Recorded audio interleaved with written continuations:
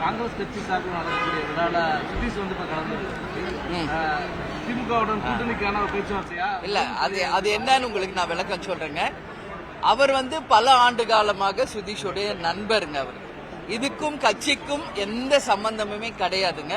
ஒரு தனிப்பட்ட முறையில நண்பர் என்கின்ற முறையில அவருடைய விழாவில் கலந்து கொள்வதற்கு நேரடியாக வந்து பத்திரிகை கொடுத்தாருங்க. அந்த வகையில நண்பர் என்ற முறையில் அந்த விழாவில் கலந்து கொண்டிருக்கார். அவ்வளவுதான். அதுக்கும் கூட்டணிக்கோ கட்சிகளுக்கோ எந்த சம்பந்தமும் கிடையாது.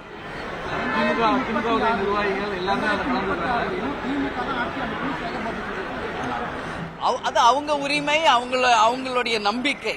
ஒவ்வொரு கட்சியும் அவங்கவுங்க ஆட்சி அமைப்போம் அப்படின்றத அவங்கவுங்க கட்சியினுடைய நிலைப்பாடு. அதனால இன்னைக்கு தமிழ்நாட்டில் இருக்கிற அனைவரின் அவங்கவுங்க கட்சியை கேட்ட அவங்கவுங்க கட்சி தான் அடுத்து வரும் அப்படின்றதுல சொல்லுவாங்க. அந்த வகையில் அவர் சொல்லியிருக்கலாம்.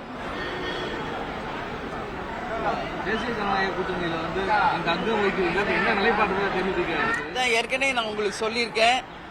எங்களுடைய நிலைப்பாடு இப்பொழுதைக்கு 8 மண்டலமாக பிரித்து தமிழ்நாடு முழுக்க 8 மண்டல பொறுப்பாளர்கள், மாவட்ட பொறுப்பாளர்கள், தொகுதி பொறுப்பாளர்களை அமைத்து தமிழகம் முழுவதும் அனைத்து மாவட்டங்களிலும் பூத் கமிட்டி அமைக்கும் பணிகள் ரொம்ப ஜரூரா நடந்துகிட்டு இருக்கு.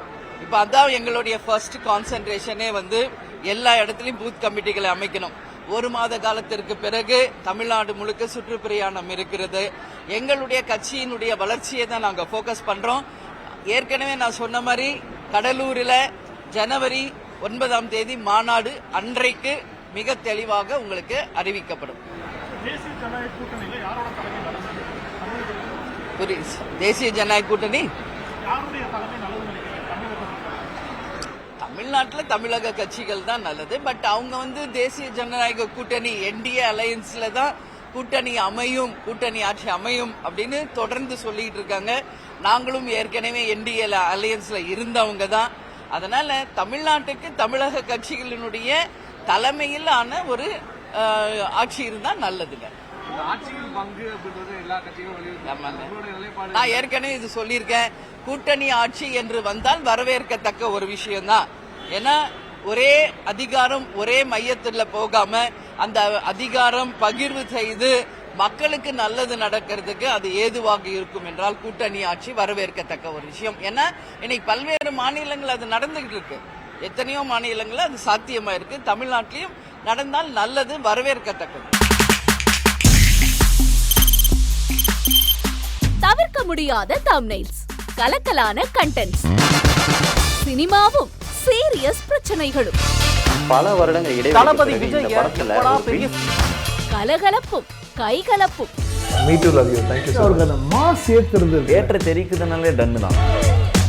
பிரேக்கே இல்லாமல் பிரேக்கிங் நியூஸ் சொல்லும் தந்தி டிவி ஆப். இன்ஸ்டா தலைமுறை வரை இறங்கி அடிக்கும் தந்தி டிவியின் டிஜிட்டல் எக்ஸ்க்ளூசிவ். அது தண்ணிக்குள்ள போகும்போது ஹேங் ஆயிடுச்சு. உங்களுக்கு விஜய் சார் எந்த அளவுக்கு ரொம்ப பிடிக்கும்? Of course, Malayalis are huge Vijay sir fans. ரெண்டு பேருமே ரொம்ப பிடிக்கும் எனக்கு. தந்தி டிவி ஆப்பை இலவசமா டவுன்லோட் செய்யுங்க. ஃபாலோ பண்ணுங்க, சப்ஸ்கிரைப் பண்ணுங்க, என்ஜாய் பண்ணுங்க.